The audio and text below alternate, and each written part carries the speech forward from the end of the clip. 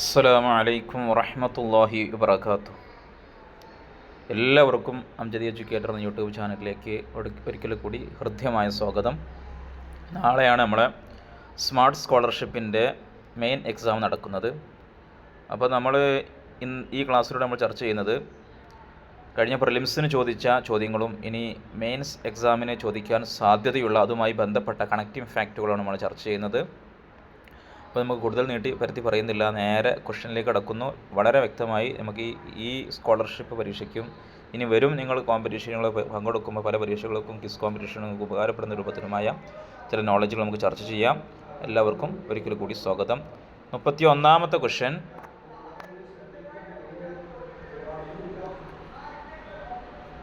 Helps to pump blood through the entire body.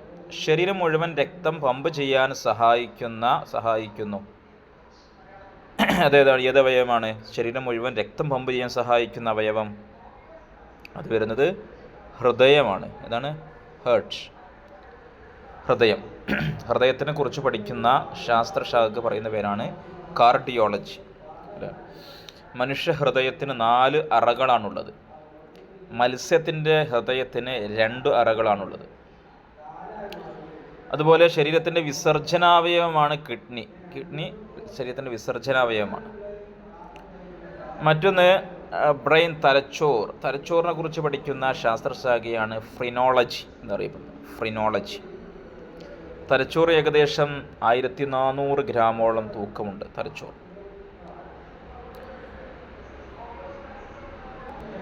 തലച്ചോറിൻ്റെ ഐച്ഛിക പ്രവർത്തനങ്ങൾ, നമ്മൾ ഉദ്ദേശിക്കുന്ന പ്രവർത്തനങ്ങൾ ഉണ്ടല്ലോ, അതൊക്കെ നിയന്ത്രിക്കുന്നത് സെറിബ്രവും. അതുപോലെ അനൈച്ഛികമായ നാം ഉദ്ദേശിക്കാത്ത ഒരു ഛർദി, തുമ്മൽ തുടങ്ങിയ നമ്മൾ അനൈച്ഛികമായി നമ്മൾ ഉദ്ദേശിക്കാതെ വരുന്ന പല പ്രവർത്തനങ്ങളും നിയന്ത്രിക്കുന്നത് മെഡുല ഒംബിളഗേറ്റയുമാണ്. നമുക്ക് 32ാമത്തെ ക്വസ്റ്റ്യനിലേക്ക് കടക്കാം. Chemical formula for hydrochloric acid.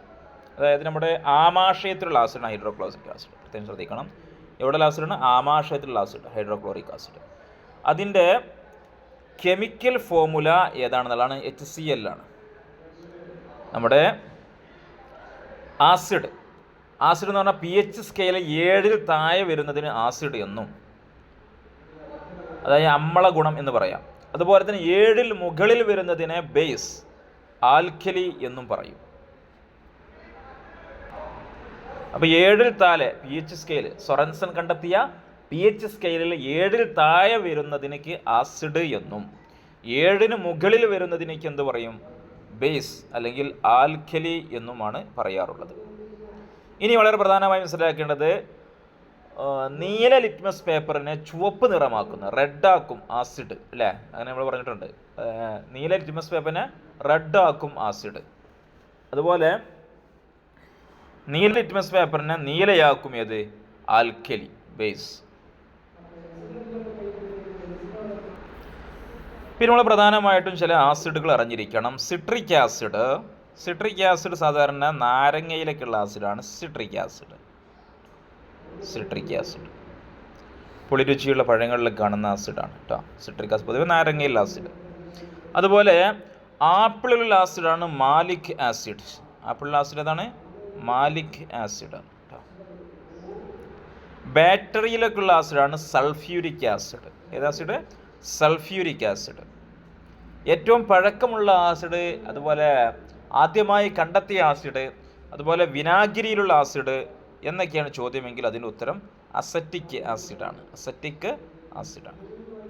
അതുപോലെ പുളി, മുന്തിരി ഒക്കെയുള്ള ആസിഡാണ് ടാർട്ടാറിക് ആസിഡ്. പുളിയിലും മുന്തിരിയിലൊക്കെ ആസിഡ് അതാണ് ടാർട്ടാറിക് ആസിഡ്. പുളി, മുന്തിരിയിലൊക്കെയുള്ള ആസിഡ് ടാർട്ടാറിക് ആസിഡ്.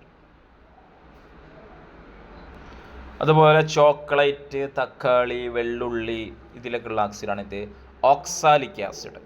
ചോക്ലേറ്റ്, തക്കാളി, വെള്ളുള്ളി തക്കാളി, ഉള്ളി എന്നിവയിലേക്കുള്ള ആസിഡാണ് എന്ത്? ചുവന്നുള്ളിയിലേക്കുള്ള ആസിഡാണ് ഇത് ഓക്സാലിക് ആസിഡ്. അപ്പോൾ പറഞ്ഞതൊന്നുകൂടി പറയാം. സിട്രിക് നാരങ്ങ lemon acid, Malik apple acid, acetic ഏറ്റവും പഴക്കം ചെന്ന ആദ്യമായി കണ്ടെത്തിയ ആസിഡ് ചോദിച്ചാലും അസറ്റിക് ആസിഡാണ്. അതുപോലെ തന്നെ വിനാഗിരിയിലുള്ള ആസിഡ് ചോദിച്ചാലും അസറ്റിക് ആസിഡ്. നമ്മൾ പറഞ്ഞു സൾഫ്യൂരിക് ആസിഡ് എന്ന് പറയുമ്പോൾ എന്താ? ബാറ്ററിയിലുള്ള ആസിഡാണ്. പിന്നെ നമ്മൾ ക്വസ്റ്റ്യനിൽ പറഞ്ഞ ഹൈഡ്രോക്ലോറിക് ആസിഡ് ആമാശയത്തിലുള്ള ആസിഡ് എന്ത് ചെയ്യുക, പ്രത്യേകം ഓർത്ത് വയ്ക്കുക. ഇനി 33ാമത്തെ question, the gas filled in the electric bulb. Electric ബൾബിൽ നിറയ്ക്കുന്ന വാതകം ഏതെന്നുള്ളതാണ്. ഇലക്ട്രിക് ബൾബിൽ നിറയ്ക്കുന്ന വാതകം ഏതാണ്? നൈട്രജൻ ആണ്. ഇലക്ട്രിക് ബൾബിൽ നിറയ്ക്കുന്ന വാതകം ഏതാണ്? നൈട്രജൻ. അതുപോലെ ബൾബിൻ്റെ ഫിലമെൻ്റ് ടങ്സ്റ്റൺ എന്ന ഒരു ലോഹം കൊണ്ടാണ് നിർമ്മിച്ചിട്ടുള്ളത് കേട്ടോ. ടങ്സ്റ്റൺ എന്ന ലോഹം കൊണ്ടാണ്. വോൾഫ്രം എന്നാണ്, എന്നാണ് അതിൻ്റെ കെമിക്കൽ നെയിം കേട്ടോ. വോൾഫ്രം എന്ന് പറയും. അതുപോലെ ഹൈഡ്രജൻ പ്രപഞ്ചത്തിൽ ഏറ്റവും കൂടുതലുള്ള ആസിഡ്, സൂര്യനിൽ ഏറ്റവും കൂടുതലുള്ള ആസിഡല്ല, ഏറ്റവും കൂടുതലുള്ള വാതകം. സൂര്യനിൽ ഏറ്റവും കൂടുതൽ, പ്രപഞ്ചത്തിൽ ഏറ്റവും കൂടുതലൊക്കെ ചോദിച്ചാൽ എന്താണ്? ഹൈഡ്രജനാണ്. കാർബൺ ഡൈ ഓക്സൈഡ് നമുക്കറിയാം, നമ്മളൊക്കെ ശ്വസനത്തിന് ശേഷം പുറത്ത് വിടുന്ന ആസിഡ്. ശ്വസിക്കുന്ന വാതകം ഓക്സിജൻ ആണെങ്കിൽ പുറത്ത് വിടുന്ന ഏതാണ്? കാർബൺ ഡൈ ഓക്സൈഡാണ് അല്ലേ. അതുപോലെ സസ്യങ്ങൾ പ്രകാശ സംശ്ലേഷണ സന്ദർഭത്തിൽ അവർ സ്വീകരിക്കുന്ന വാതകവും കാർബൺ ഡൈ ഓക്സൈഡാണ്. അതുപോലെ നാമൊക്കെ ശ്വസിക്കുന്ന വാതകമാണ് ഓക്സിജൻ അല്ലേ. ഓക്സിജൻ കണ്ടെത്തിയ വ്യക്തിയാണ് ജോസഫ് പ്രിസ്റ്റിലി. ജോസഫ് പ്രിസ്റ്റിലിയാണ് ഓക്സിജൻ കണ്ടെത്തിയിട്ടുള്ളത്. പ്രപഞ്ചത്തിൽ ഏറ്റവും കൂടുതലുള്ള വാതകം നാം പറഞ്ഞു ഏതാണ്? പ്രപഞ്ചത്തിൽ ഏറ്റവും കൂടുതൽ ഹൈഡ്രജനാണ് അല്ലേ. രണ്ടാം സ്ഥാനത്ത് ഹീലിയം വരും. എന്നാൽ അന്തരീക്ഷത്തിൽ ഏറ്റവും കൂടുതലുള്ള വാതകം നൈട്രജനാണ്. നൈട്രജൻ. അത് കഴിഞ്ഞാൽ ഓക്സിജൻ വരും. ഏത് വരും? ഓക്സിജൻ വരും കേട്ടോ. അതിനുശേഷം പിന്നെ ആർഗൺ വരും, പിന്നെ കാർബൺ ഡൈ ഓക്സൈഡ്, അങ്ങനെ ഓർഡറിലാണ് വരുന്നത് അന്തരീക്ഷത്തിൽ കേട്ടോ. നാം ശ്വസിക്കുന്ന അന്തരീക്ഷത്തിൽ 78% വരെ എന്താണ്? നൈട്രജനാണുള്ളത് അന്തരീക്ഷത്തിൽ. 34ാമത്തെ question, animal that breast feed their young one. എന്താകുന്നു? ചെറിയ കുഞ്ഞിന് പാല് കൊടുക്കുന്ന, കുഞ്ഞുങ്ങളെ മുലയൂട്ടുന്ന മൃഗങ്ങൾ എന്നറിയപ്പെടുന്നതാണ് മമൽസ് എന്ന് പറയും, അല്ലെങ്കിൽ സസ്തനികൾ. സ്തനം എന്ന് പറഞ്ഞാൽ തന്നെ എന്താണ്? ബ്രസ്റ്റ് അല്ലേ. മുല എന്ന അർത്ഥത്തിനുള്ളതാണല്ലോ സ്തനം. സ്തനമുള്ളവരാണ് സ്തനത്തിലൂടെ പാലൂട്ടുക. അങ്ങനെ ഓർത്ത് വെച്ചാൽ തന്നെ ആ പദത്തിൽ തന്നെ അതിന് ഉത്തരവുണ്ട് കേട്ടോ. സ്തനമുള്ളവരാണ് സസ്തനികൾ. സ്തനമുള്ളവരെ മുലയൂട്ടുള്ളൂ കേട്ടോ. പിന്നെ കരയിലും വെള്ളത്തിലും ജീവിക്കുന്നതിനേക്കാണ് നമ്മൾ ആംഫീബിയൻ എന്ന് പറയുക അല്ലേ. ആംഫീബിയൻ എന്ന് നമ്മൾ പറയുന്നത് എന്തിനാണ്? കരയിലും വെള്ളത്തിലും ജീവിക്കുന്ന തവള പോലെയുള്ള ജീവികൾക്കാണ് നമ്മൾ എന്താ പറയുക? ഉഭയജീവികൾ, ആംഫീബിയൻ എന്ന് പറയാം. പിന്നെ മുതല പോലത്തെ റെപ്റ്റൈൽസ് എല്ലാവർക്കും അറിയാമല്ലോ. പക്ഷികൾ, അന്തരീക്ഷത്തിലൂടെ പറക്കുന്ന ജീവികൾ അല്ലേ. സാധാരണ മുട്ടയിട്ട് പ്രസവിക്കുകയാണ് പക്ഷികൾ ചെയ്യാറുള്ളത് കേട്ടോ. എന്നാൽ പറക്കുന്ന സസ്തനിയുണ്ട്. സാധാരണ പക്ഷികളൊക്കെ മുട്ടയിടുന്നതാണ്, മുട്ടയിട്ട് കുഞ്ഞു വിരിയുന്നതാണ് രൂപം. സാധാരണ മനുഷ്യന് അതുപോലെ മറ്റു മൃഗങ്ങളൊക്കെ സാധാരണ പ്രസവിക്കുക ചെയ്യാറുള്ളത്. മൃഗങ്ങളൊന്നും മുട്ടയിടുന്നവയല്ല അല്ലേ. എന്നാൽ പക്ഷികളൊക്കെ മുട്ടയിടുന്ന ജീവികളാണല്ലോ. എന്നാൽ അവിടെ ഒരു വേറെ വരുന്നത് പറക്കുന്ന സസ്തനി, പ്രസവിക്കുന്ന രൂപത്തിൽ മുട്ടയിടാതെ പ്രസവിക്കുന്ന ജീവികൾ, പാലുകൂട്ടുന്ന ജീവികളാണല്ലോ സസ്തനികൾ. ഈ സസ്തനികളിൽ പറക്കുന്നൊരു സസ്തനിയുണ്ട്. സാധാരണ സസ്തനികളൊന്നും പറക്കില്ല, എന്നാൽ ഒരു സസ്തനി പറക്കും. അതാണ് ഏതെന്നുള്ളത്? വവ്വാൽ. ഏതാണ്? വവ്വാലാണ് പറക്കുന്ന സസ്തനി എന്നറിയപ്പെടുന്നത്. വവ്വാൽ.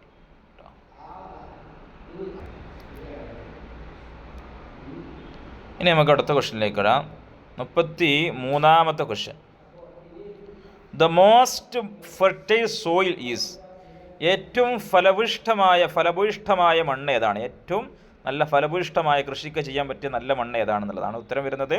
അലുവിയൽ സോയിൽ. സാധാരണ ബ്രഹ്മപുത്ര, ഗംഗ, സിന്ധു ഒക്കെ നദികളുടെ തീരത്തൊക്കെയാണ്, നദീതീരങ്ങളിലൊക്കെയാണ് ഈ അലൂവിയൽ സോയിൽ, എക്കൽ മണ്ണ് കാണപ്പെടുന്നത്. നെൽകൃഷിക്കൊക്കെ ഏറ്റവും നല്ല മണ്ണ് ചോദിച്ചാലൊക്കെ അലൂവിയൽ സോയിലാണ്. എന്നാൽ പരുത്തി കൃഷിക്ക് ഏറ്റവും നല്ല ചോദിച്ചാൽ ബ്ലാക്ക് സോയിലാണ് കേട്ടോ. കറുത്ത പരുത്തി മണ്ണ്, ചെർണോസം എന്നൊക്കെ അതിൻ്റെ പേരുണ്ട്. റൈഗർ മണ്ണ്, ചെർണോസോം, കറുത്ത മണ്ണ്, കറുത്ത പരുത്തി മണ്ണ്. ഡെക്കാൻ പീഠഭൂമി ഏരിയകളിലൊക്കെയാണ് ഇത് കാണുന്നത്. മറ്റേത് അലൂവിയൽ സോയിൽ കാണുന്നത് എവിടെയാണ്? നമ്മുടെ സമതലങ്ങൾ, നദീതീരങ്ങളിലൊക്കെയാണ് ഇതിൻ്റെ കൂടുതൽ കാണപ്പെടുന്നത് കേട്ടോ. ഇന്ത്യയിൽ ഏറ്റവും കൂടുതലുള്ള മണ്ണ് ചോദിച്ചാലും അതിൻ്റെ ഉത്തരവും അലൂവിയൽ സോയിൽ തന്നെയാണ്. ഇന്ത്യയിൽ ഏറ്റവും കൂടുതലുള്ള അലൂവിയൽ സോയിലാണ്. ഞാൻ പറഞ്ഞ ഗംഗാ, ബ്രഹ്മപുത്ര, സിന്ധു നദികളുടെ തീരത്തൊക്കെ ഈ അലൂവിയൽ സോയിൽ ധാരാളമായിട്ടുണ്ട്. എന്നാൽ കേരളത്തിൽ ഏറ്റവും കൂടുതലുള്ള മണ്ണെന്ന് ചോദിച്ചാൽ അതിൻ്റെ ഉത്തരം ലാറ്ററൈറ്റ് സോയിൽ, അല്ലെങ്കിൽ ചെങ്കൽ മണ്ണ് അല്ലേ. ചെങ്കൽ മണ്ണ് അത്യാവശ്യം ഊഷ്മാവും നല്ല മഴയൊക്കെ കിട്ടുന്ന പ്രദേശമാണ് നമ്മുടെ കേരളം പോലത്തെ പ്രദേശങ്ങൾ, അങ്ങനത്തെ പ്രദേശങ്ങളിലാണ് സാധാരണ ലാറ്ററൈറ്റ് അല്ലെങ്കിൽ ചെങ്കൽ മണ്ണ് കാണപ്പെടുന്നത്.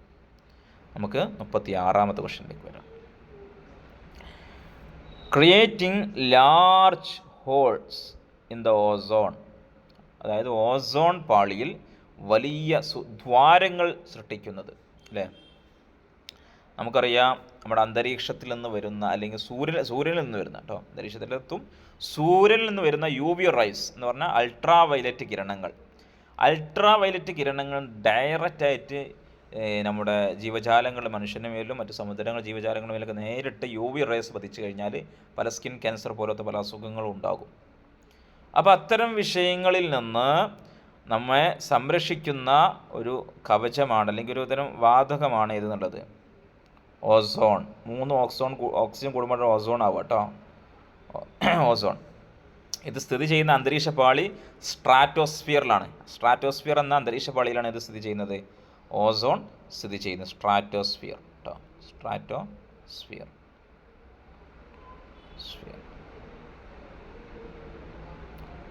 അന്തരീക്ഷത്തിന് പ്രധാനമായിട്ടും 4 പാളികളൊക്കെ ഞാൻ പറയാറുള്ളത്, പ്രധാനമായിട്ടും പറയാറ്. ഏറ്റവും അടിയിൽ നമ്മൾക്ക് തൊട്ടടുത്ത് നിൽക്കുന്ന ട്രോപ്പോസ്ഫിയർ, പിന്നെ രണ്ടാമത് വരുന്നതാണ് സ്ട്രാറ്റോസ്ഫിയർ, പിന്നെ മിസോസ്ഫിയർ, പിന്നെ തെർമോസ്ഫിയർ. അയണോസ്ഫിയർ ഒന്നും പറയുന്ന മറ്റൊരു പാളിയുണ്ട്, എക്സോസ്ഫിയർ കൂട്ടിന്ന് പറയാറുണ്ട് കേട്ടോ. ഏറ്റവും പ്രധാനമായിട്ട് ഏറ്റവും അടുത്ത് നമ്മളെ കാറ്റ്, മഴ, മേഘങ്ങൾ എല്ലാം ഉണ്ടാകുന്നത് നമ്മുടെ ട്രോപ്പോസ്ഫിയറിലും, രണ്ടാമത് നമ്മൾ ജെറ്റ് വിമാനങ്ങൾ സഞ്ചരിക്കുകയും ഓസോൺ പാളി സ്ഥിതി ചെയ്യുന്നൊക്കെ പാളി ഇതാണ് സ്ട്രാറ്റോസ്ഫിയർ ആണെന്ന് ചുരുക്കി മനസ്സിലാക്കുക. പിന്നെ ഈ ഉൽക്കാപതനങ്ങളൊക്കെ സംഭവിക്കുന്ന ഉൽക്കകളൊക്കെ ഇതാവുന്നൊക്കെ അത് മിസോസ്ഫിയറിലാണ്, അതിന് മുകളിലുള്ള മിസോസ്ഫിയറിലാണ് സംഭവിക്കുന്നത്. അപ്പോൾ ഇവിടെ പറഞ്ഞ ചോദ്യം ഇതായിരുന്നു, വലിയ ഹോളുകൾ പ്രത്യക്ഷപ്പെടുകയാണ് ഇവിടെ ഈ ഓസോണിന്. എന്താ കാരണം വെച്ചാൽ നമ്മൾ ഭൂമിയിൽ നിന്ന് ഉൽപ്പാദിപ്പിക്കുന്ന ഒരുപാട് വസ്തുക്കൾ, അതിനൊക്കെ പരമായിട്ട് ഫ്ലോറോ കാർബൺ, അല്ലേ? ആ എന്തുണ്ടാക്കുന്ന ഓസോൺ പാളി വലിയ ദ്വാരങ്ങൾ സൃഷ്ടിക്കുന്നത് ആരാണ് ഈ ഓസോണിന്? അതാണ് ഫ്ലൂറോ കാർബൺ. ഇവിടെ ഫ്ലൂറോ കാർബൺ, ഓപ്ഷൻ സി വരും കേട്ടോ, ഫ്ലൂറോ കാർബൺ. അതുപോലെ ഇതിൽ പ്രധാനമായിട്ടും അതുപോലത്തെ ഒരു ചോദ്യം പ്രതീക്ഷിക്കാവുന്നൊരു ചോദ്യം എന്താ വെച്ചാൽ നമ്മുടെ അന്തരീക്ഷം നിരന്തരം ചൂട് കൂടിക്കൊണ്ടിരിക്കുക, അല്ലേ? ഇപ്പോൾ കഴിഞ്ഞ വർഷമൊക്കെയാണ് ഇന്നവരെ ചൂട് രേഖപ്പെടുത്തിയ ഏറ്റവും വലിയ ചൂടൊക്കെ ജൂലൈയിലാണ് രേഖപ്പെടുത്തിയെന്നൊക്കെ പത്രവാർത്തകൾ ശ്രദ്ധിച്ചിട്ടുണ്ടായിരിക്കും. അപ്പോൾ ഇന്ത്യയിലെ അങ്കലേശ്വർ, അതുപോലെ ഡൽഹി എന്നീ പ്രദേശങ്ങളിലൊക്കെയാണ് ഇന്ത്യയിലെ ഏറ്റവും നല്ല ചൂട് കാണുന്നത് കേട്ടോ. അപ്പോൾ ഈ ചൂട് അധികരിക്കാൻ കാരണം എന്താ വെച്ചാൽ ഈ പ്രധാനമായിട്ടും ഹരിതഗ്രഹവാതകങ്ങൾ ഇവിടെ നിൽക്കുന്നതുകൊണ്ടാണ്. ഹരിതഗ്രഹവാതകങ്ങൾ ഇതൊരു ഇവിടെ നിന്ന് പോകാതെ ഇവിടെ തന്നെ ഇങ്ങനെ കെട്ടി നിൽക്കുന്നത് കൊണ്ടാണ് ചൂട് വർദ്ധിക്കുന്നത്. ഹരിതഗ്രഹവാതകങ്ങൾ ഏറ്റവും പ്രധാനപ്പെട്ടതാണ് ഇതെന്നുള്ളത് കാർബൺ ഡൈ ഓക്സൈഡ്, അല്ലേ? കാർബൺ ഡൈ ഓക്സൈഡ് ബി വരുന്ന കാർബൺ ഡൈ ഓക്സൈഡാണ് ഹരിതഗ്രഹവാതകങ്ങൾ ഏറ്റവും ഇമ്പോർട്ടൻ്റ് ആയി. ഏറ്റവും പ്രധാനപ്പെട്ട ഹരിതഗ്രഹവാതകം ചോദിച്ചാലും ചൂട് വർദ്ധിക്കാൻ ഏറ്റവും കാരണമാകുന്ന കാർബൺ ഡൈ ഓക്സൈഡാണ്. അതുപോലെ തന്നെ മീഥെയിനും അതിൽപ്പെട്ടൊരു സംഭവം തന്നെയാണ്. കാർബൺ ഡൈ ഓക്സൈഡ്, മീഥെയിന് ഒക്കെ വരും കേട്ടോ. ക്യോട്ടോ പ്രോട്ടോക്കോൾ എന്നത് എന്തുമായി ബന്ധപ്പെട്ടതാണ്? ഈ ഹരിതഗ്രഹവാതകങ്ങളുമായി ബന്ധപ്പെട്ട ഒരു വിഷയമാണ് കേട്ടോ. അതുപോലെ മോൺട്രിയൽ ഉടമ്പടി എന്നുള്ളത് എന്തുമായി ബന്ധപ്പെട്ടതാണ്? അത് ഓസോണിൻ്റെ സംരക്ഷണവുമായി ബന്ധപ്പെട്ടതാണ്. നമുക്കിനി 37ാമത്തെ ക്വസ്റ്റ്യനിലേക്ക് വരാം. ദ സ്മാളസ്റ്റ് സ്റ്റേറ്റ് ഇൻ ഇന്ത്യയിലെ ഏറ്റവും ചെറിയ സംസ്ഥാനം ഏതാണെന്നുള്ളതാണ്. ഏറ്റവും ചെറിയ സംസ്ഥാനം ഏതാണ്? ഗോവയാണ് ഏറ്റവും ചെറിയ സംസ്ഥാനം, ഓപ്ഷൻ ബി. എന്നാൽ സിക്കിമിലാണ് ഇന്ത്യയിലെ ഏറ്റവും ജനസംഖ്യ കുറഞ്ഞ സംസ്ഥാനം. നമ്മൾ പറയാം, ഏറ്റവും ചെറിയ സംസ്ഥാനം ഗോവ, ആൾക്കാർ ഏറ്റവും കുറവ് എന്ന് പറഞ്ഞാൽ പോപ്പുലേഷൻ ഏറ്റവും കുറവുള്ളത് സിക്കിമിലാണ്. ഇന്ത്യയിലെ ഏറ്റവും വലിയ സംസ്ഥാനം അതേതാ? അത് രാജസ്ഥാനാണ്, എല്ലാവർക്കും അറിയാം അല്ലേ? ഏറ്റവും ചെറുത് നമ്മൾ ഗോവ പറഞ്ഞു. അതുപോലെ ഏറ്റവും ജനസംഖ്യ കുറഞ്ഞത് സിക്കിം പറഞ്ഞപ്പോൾ ഏറ്റവും ജനസംഖ്യ കൂടിയതോ അത് ഉത്തർപ്രദേശ്, നമ്മളൊക്കെ UP എന്ന് അറിയപ്പെടുന്ന ഉത്തർപ്രദേശിലാണ്. 20 കോടിയിലേറെ ജനങ്ങൾ ഇവിടെ ഉണ്ട് ഉത്തർപ്രദേശ്. നമ്മൾ കേരളത്തിലേക്ക് 3 കോടിയിലാണല്ലോ ഉള്ളൂ. അവിടെ 20 കോടിയിലേറെ ജനങ്ങൾ ഇവിടെ ഉണ്ട് ഉത്തർപ്രദേശിലുണ്ടെന്നില്ല കേട്ടോ. ഇന്ത്യ മൊത്തം ഇപ്പോൾ ലോകത്തിലെ ഏറ്റവും ജനസംഖ്യയുള്ള രാഷ്ട്രം ചോദിച്ചാൽ കുറേ കാലം നമ്മൾ ചൈനയെ പറഞ്ഞിരുന്നത്, ഇപ്പോൾ ഏറ്റവും ജനസംഖ്യയുള്ള രാഷ്ട്രം ഇന്ത്യയായി മാറിയിട്ടുണ്ട്. 140 കോടിയിലേറെ ജനങ്ങൾ ഇപ്പോൾ ഇന്ത്യയിലുണ്ട് കേട്ടോ. എന്നാൽ നമുക്ക് അതുപോലെ തന്നെ ജനസംഖ്യ ഏറ്റവും കൂടിയത് ഉത്തർപ്രദേശ് ആണെങ്കിലും ജനസാന്ദ്രത അതായത് കുറേ പ്രദേശത്തുണ്ട്, ഉത്തർപ്രദേശ് കുറച്ചധികം ഉണ്ട്, പക്ഷേ ജനങ്ങൾ നല്ല തിക്കിത്തിരക്കി ജീവിക്കുക. ഡെൻസിറ്റി എന്ന് പറഞ്ഞാൽ കുറഞ്ഞ ഏരിയ, 1 കിലോമീറ്റർ തന്നെ, 1 കിലോമീറ്റർ തന്നെ ഒരുപാട് ആളുകൾ ജീവിക്കുന്നതിനാണ് ജനസാന്ദ്രത എന്ന് പറയാം. അത് ഏറ്റവും കൂടുതൽ ജനസാന്ദ്രത ഏറ്റവും കൂടിയത് എവിടെയാണ്? അത് ബീഹാറിലാണ് കേട്ടോ. ബീഹാറിലാണ് ജനസാന്ദ്രത ഏറ്റവും കൂടിയത് കേട്ടോ. ഇനി നമുക്ക് അടുത്ത ക്വസ്റ്റ്യനിലേക്ക് വരാം.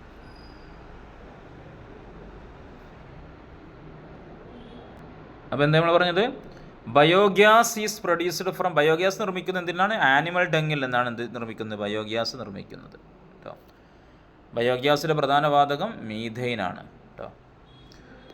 അതുപോലെ LPG പറഞ്ഞാൽ ലിക്വിഫൈഡ് പെട്രോളിയം ഗ്യാസ്. LPGയിൽ പ്രധാനമായിട്ടുള്ള ബ്യൂട്ടൈനും പ്രോപ്പൈനുമാണുള്ളത് കേട്ടോ.